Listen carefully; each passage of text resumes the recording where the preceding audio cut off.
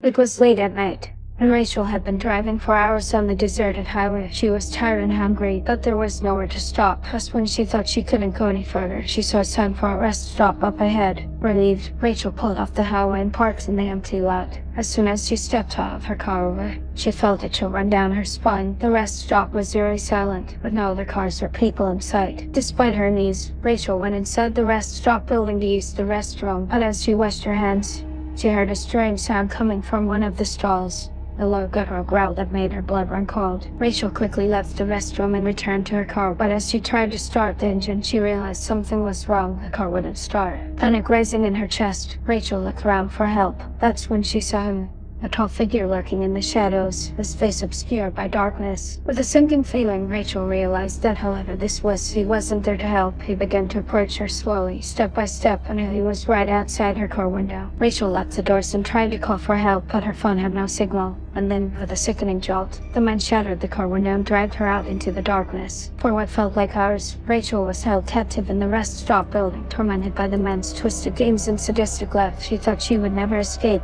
that she would die alone in that desolate place. But just when all hope seemed lost, Rachel managed to grab a tool and fight back. With a burst of adrenaline, she overpowered the man and ran out of the rest stop, never looking back. Years later, Rachel still shudders to think of that night. Whenever she drives past a rest stop on a lonely highway, her heart pounds with fear, for the memory of what happened there will never truly leave her.